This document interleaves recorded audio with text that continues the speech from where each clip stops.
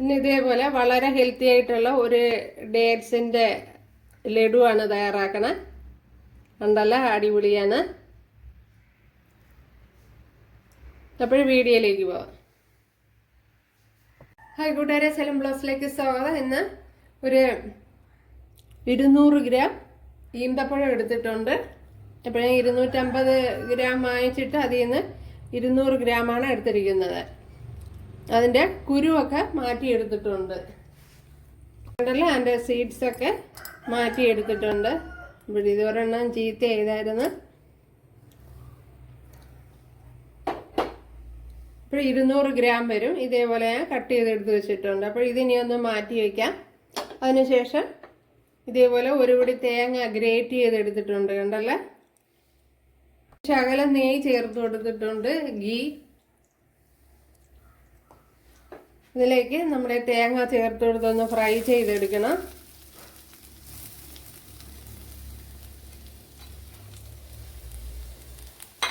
ചെറുതായിട്ടൊന്ന് അതിൻ്റെ പച്ചക്കുത്തൊന്ന് മാറിയാൽ മതി.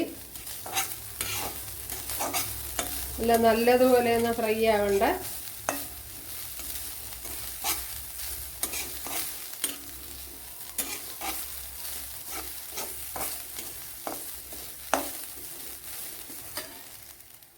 അപ്പോൾ തേങ്ങയിലുള്ള വെള്ളാംശമൊക്കെ ഒന്ന് മാറി വന്നിട്ടുണ്ട്. ഇതിന് കോരി മാറ്റാം.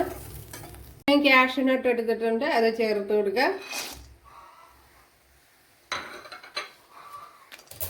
അപ്പോൾ ഈ സമയത്ത് ബദാമ, പിസ്ത എന്തെങ്കിലും ഉണ്ടെങ്കിൽ ചേർത്ത് കൊടുക്കുക. അതൊക്കെ ഇതിനോടൊപ്പം ചേർത്ത് കൊടുക്കാവുന്നതാണ്. ഇതൊരു 50 ഗ്രാം കാഷ്യൂനട്ടുണ്ട്. ഇനി ഇത്രയും ഈന്തപ്പഴം ഒന്ന് അരച്ചെടുത്തോണ്ട് വരണം.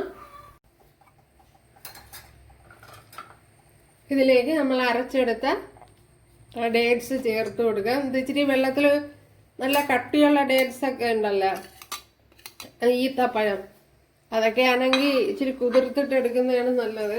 അല്ലെങ്കിൽ അരച്ചെടുക്കാൻ പാടും. ഇപ്പം ഞാൻ ഫൈൻ പേസ്റ്റ് ആക്കിയിട്ടൊന്നും അരച്ചിട്ടില്ല. കണ്ടല്ലോ, നമുക്ക് കടിക്കാൻ കിട്ടത്തക്ക വിധത്തിൽ കൂടെ കുറച്ച് ഇട്ടിട്ടുണ്ട്. അങ്ങനെയാണ് ചെയ്തിട്ടുള്ളത്.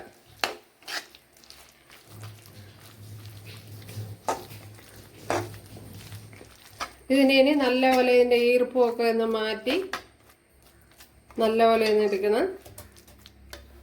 ഇതിലേക്ക് ഇനി ഏലക്കാപ്പൊടി ചേർത്ത് കൊടുക്കാം. അതേപോലെ ഒരു ശകലം നെയ്യുടെ ആണെങ്കിൽ ചേർത്ത് കൊടുക്കാം.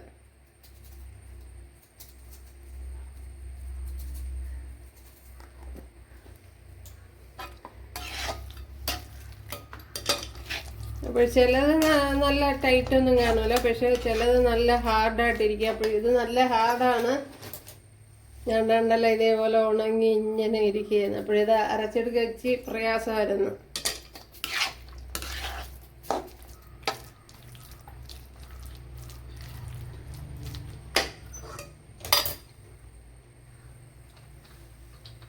ഫ്രൈ ചെയ്ത് വെച്ചിട്ടുണ്ടെങ്കിൽ തേങ്ങയും കൂടെ ചേർത്ത് കൊടുക്കുക.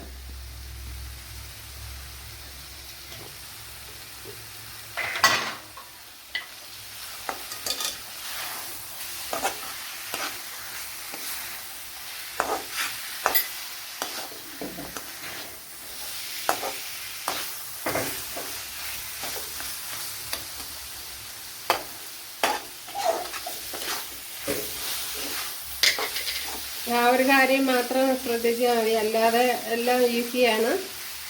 വളരെ എളുപ്പത്തിൽ തയ്യാറാക്കി എടുക്കാം.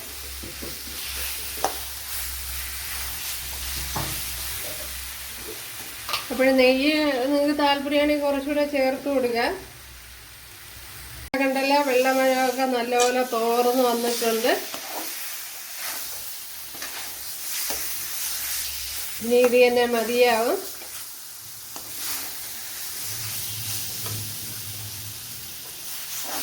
തീ ഞാൻ ഓഫാക്കിയിട്ടില്ല.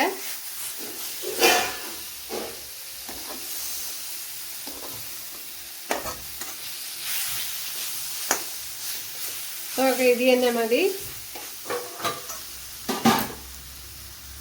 കയ്യിൽ കുറച്ച് ഗീ പുരട്ടി കൊടുത്തിട്ട് ഓരോ ഉരുള വീതം ഉരുട്ടിയെടുക്കണം.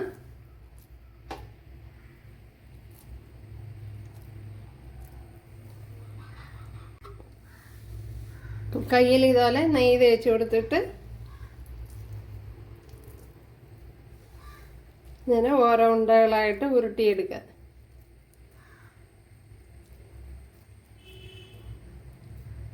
ഉണ്ടല്ലേ? അപ്പോഴെല്ലാം ഇതേപോലെ ഉരുട്ടിയെടുക്കുക. ഉണ്ടല്ലേ? എല്ലാം ഇവിടെ ഉരുട്ടിയെടുത്തിട്ടുണ്ട്. അപ്പോൾ വളരെ എളുപ്പമുള്ള ഒരു റെസിപ്പിയാണ്. അപ്പോൾ കുട്ടികൾക്കൊക്കെ ഉണ്ടാക്കി കൊടുക്കാവുന്ന വളരെ ഹെൽത്തി ആയിട്ടുള്ള റെസിപ്പിയാണ്. പിന്നെ ഞാൻ കുറച്ച് ഷുഗറോടെ ഒന്ന് പൊടിച്ച് ചേർത്ത് കൊടുത്തിട്ടുണ്ട്. അത് താല്പര്യമാണെങ്കിൽ ചേർത്ത് കൊടുത്താൽ മതി. അപ്പോൾ കൂട്ടുകാർക്ക് ഇഷ്ടമായാലൊന്ന് സബ്സ്ക്രൈബ് ചെയ്ത് സപ്പോർട്ട് ചെയ്യുക. എനിക്കൊരു സപ്പോർട്ടാകും. അപ്പോൾ അടുത്തൊരു വീഡിയോ ആയിട്ട് കാണാമെന്ന് പറഞ്ഞുകൊണ്ട് എല്ലാവർക്കും താങ്ക്സ്.